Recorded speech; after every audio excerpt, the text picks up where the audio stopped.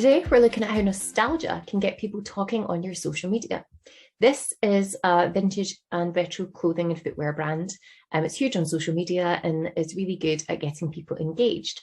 As you can see, they post a lot and they have their shop on there, which you can buy directly through, and they do a lot of posting throughout the week. However, as you can see, they don't actually post a huge amount really like this, which you would expect, which is their actual product. What they post is a lot of nostalgia. It's a lot of things that will make people talk. Now, this post in particular was one of their strongest ones.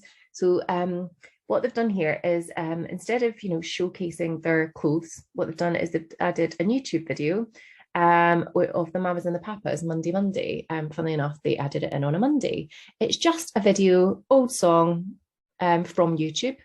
They've added in the link to their website, and then they've done hashtag Mamas and the Papas, hashtag 60s Pop 60s.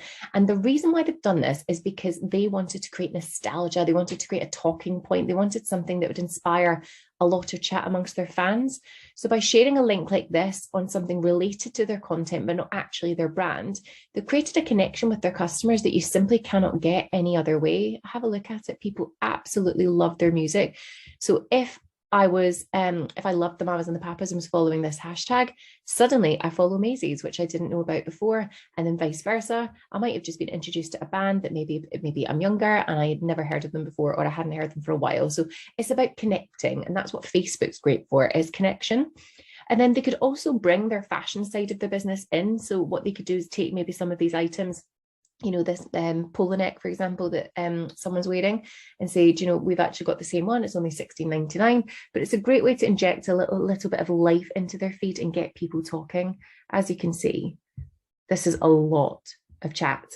And again, what you could do is you could take this post and you could put it in a Mamas and Papas Facebook page or Facebook group, and again, attract new people to your feed that way. It's a phenomenal way of doing it. Now, if I was Maisie's and I'm already very good at social media and I want to make sure that I am cutting edge and I am monitoring what other people are doing, what I would do is I would go to my content calendar on Maybe. And in here, you can see all of your content for this last week, which would be at the top, but then you can compare your calendar to anyone else. So for example, I might type in vintage. So I might want to compare my content to another vintage style business or retro style business. I would find out the handles rather than just typing in vintage. I would actually write down the handles. I would add it in. And then what that does is I click on it, and then it compares all of my content across all of the social channels, and it would compare it to these guys. And look, you can also see their ads as well. But what that does is I can see their post, I can see what worked, I can see, I can literally go in and view the post.